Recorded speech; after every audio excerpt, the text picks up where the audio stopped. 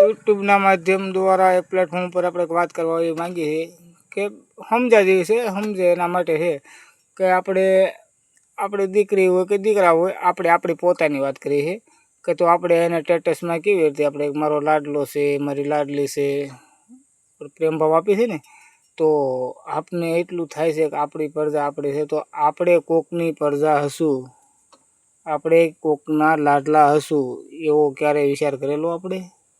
તો આજ એક વિચાર કરો, એના આપણી જરૂર છે, અને આ સમયે આપણે એને સાથ ના આપી તો એને મનની અંદર કેટલો આંચકો લાગતો હશે કે વિચાર કરો કે આ સમયની અંદર આપણે 2-5 રૂપિયા રળવા એ સામાન્ય વસ્તુ છે, સામાન્ય, લાખો કરોડો સામાન્ય વસ્તુ છે આ સમયની અંદર. પણ જ્યારે આજથી 40-30 વર્ષ પહેલાંની આપણી નાનપણમાં જ્યારે આપણા માવતરે આપણે જ્યારે એને સંઘર્ષ કરીને મોટા કર્યા અને આ જગ્યાએ આપણે પહોંચાડ્યા છે, તો એના માથે કેવી વીતી હશે?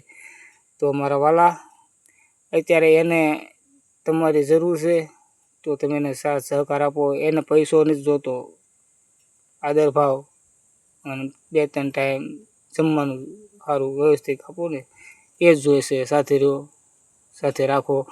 આ સમયની અંદર તમારા પૈસો હશે ને તો બધું તમને મળવાનું છે. તમારા પૈસો હશે તો તમને ભાઈ ભૂલવાડે તો ભાઈબંધ મળશે, એ વાત સમજી લેજો. ભાઈને ભૂલવાડે ને તેવો ભાઈબંધ મળશે, પણ ક્યારે? પૈસો હશે ત્યારે. તમારી બેન ભૂલવાડે તેવી તમને જીભની માનેલ બેન મળશે, પણ ક્યારે? પૈસો હશે ને ત્યારે. પણ આ દુનિયામાં આ 2 વસ્તુ ક્યારે નહીં મળે, મા અને બાપ. એ ક્યારે સમજાય? ગયા પછી જાય ને પછી સમજાય કે કેવા હતા ને કેમ આપણે એદે પોગાડ્યા છે. તો મારી વાત તમને સમજાય, સારી લાગે તો સબસ્ક્રાઈબ કરજો, સાથનો સપોર્ટ દેજો.